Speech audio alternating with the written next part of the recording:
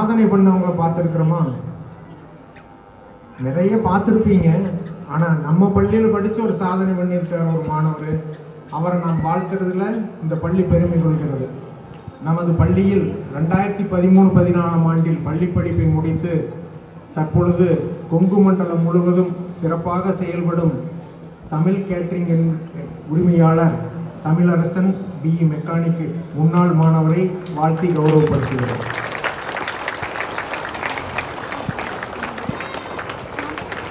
இவர் எப்படின்னா 2014 படித்தார், இப்போ 12 ஆண்டுகளுக்கு முன்னாடி படித்தார். இன்னும் 12 ஆண்டுகள் கழித்து இதில் நிறைய தமிழரசன் வரணும். அதற்காகத்தான் இன்னைக்கு இவரை கௌரவிக்கிறோம்.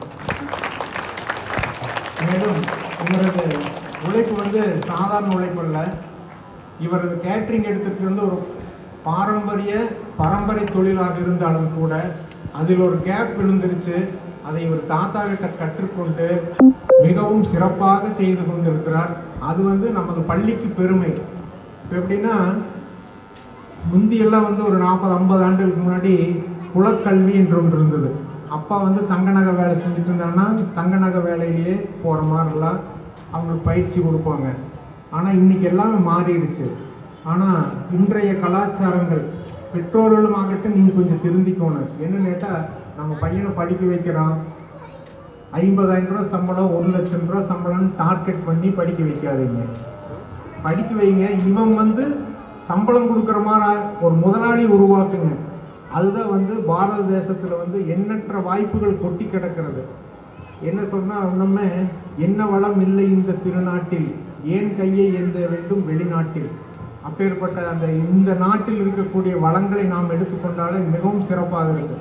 என்ன உங்கள் காலத்தில் உங்களுக்கு வாய்ப்புகள் இல்லாமல் இருக்கலாம், அடுத்த வாய்ப்புகள் எல்லாம் நிறைய இருக்குது. வாய்ப்புகளை உருவாக்குங்க. தட்டுங்கள் திறக்கப்படும், கேளுங்கள் கொடுக்கப்படும். நீங்கள் உங்கள் குழந்தைகள்லாம் இங்கே 10ஆவதுலேருந்து போகும்போது +2 காலேஜ் எல்லாம் பண்ணும்போது பார்த்தீங்கன்னா, உங்களுக்கு என்ன அட்வைஸ் வேணாலும் இங்கே எங்கள் பிரின்ஸிபால்கிட்ட இருந்தோ எங்கள் கரஸ்பாண்டன்ட் இருந்தோ சப்போர்ட் கண்டிப்பாக இருக்குது.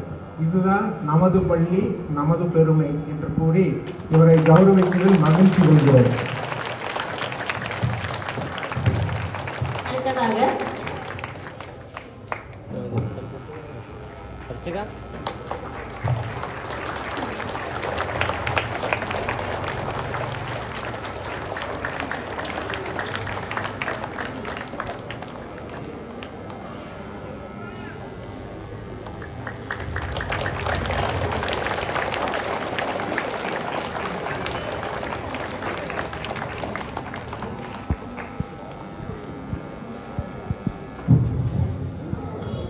இன்று சுதந்திர தினத்தன்று குழந்தைகளின் செயல்களை ஊக்குவிப்பது